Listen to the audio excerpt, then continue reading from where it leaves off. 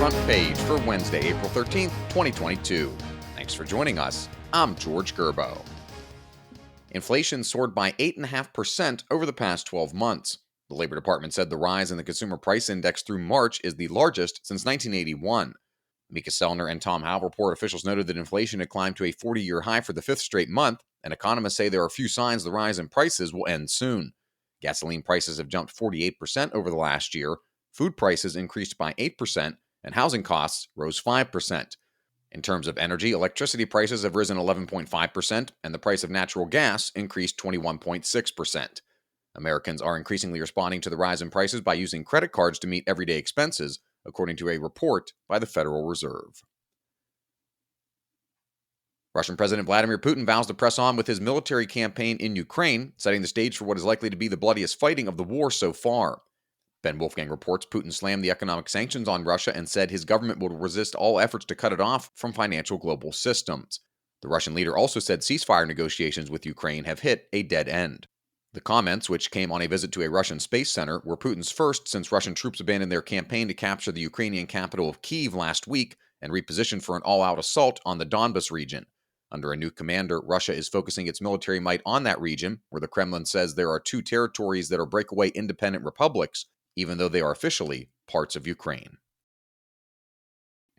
Apple CEO Tim Cook is bashing federal antitrust efforts to lessen the App Store's dominance of e-commerce, saying it would leave iPhone users more vulnerable to cyber attackers.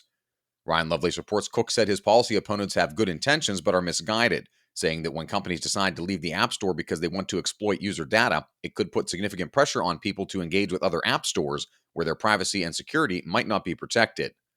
Apple is facing growing scrutiny from regulators and lawmakers who say their and Google's requirements for app developers are anti-competitive. Apple has also opposed the Open App Markets Act, which would put restrictions on the App Store. That bill is awaiting final consideration in the U.S. Senate. A reminder that you can find all these stories at WashingtonTimes.com/front page. Also, a reminder that you can find the Front Page podcast on any major podcast platform. Just search Washington Times in your favorite podcast app. Facebook CEO Mark Zuckerberg says he won't be donating money to help state and local officials administer elections after criticism that his donations in 2020 unfairly bolstered Democratic turnout. A spokesperson for Zuckerberg and his wife Priscilla Chan confirmed to Susan Ferricchio that going forward the couple won't be providing funding that would be distributed to help operate election offices. The Center for Technology and Civic Life, which received $328 million from the couple in 2020, is starting a different program aimed at creating a network for the nation's thousands of local election officials. The Cesar Rodney Institute for American Election Research found that only 2 of the most lucrative 50 grants in 2020 went to Republican-leaning jurisdictions. New abortion laws in Oklahoma and Maryland reflect a rapidly splintering legal landscape as Republican-controlled states enact restrictions, while Democratic-run states race to codify rights. Sean Salai reports performing an abortion in Oklahoma will be a felony punishable by up to 10 years in prison under a bill signed into law this week. While in Maryland, a new law will expand not only who can perform abortions, but will require insurance to cover the procedure at no cost to the policyholder. Those actions epitomize a growing national divergence on abortion law. The Supreme Court is expected to issue a ruling this summer in the case of Dobbs v. Jackson Women's Health Organization, which concerns a Mississippi law that bans abortions after 15 weeks of pregnancy.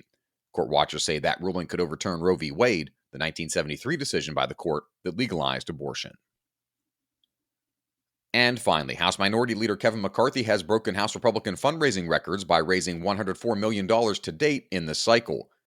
In the first 4 months of the year alone, Harris Alec reports McCarthy has raised more than $31 million for his party's efforts to retake the House of Representatives.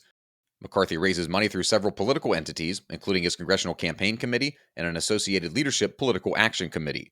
Most of his fundraising haul in the first quarter of this year was through several joint fundraising committees, including Take Back the House 2022 and the McCarthy Victory Fund.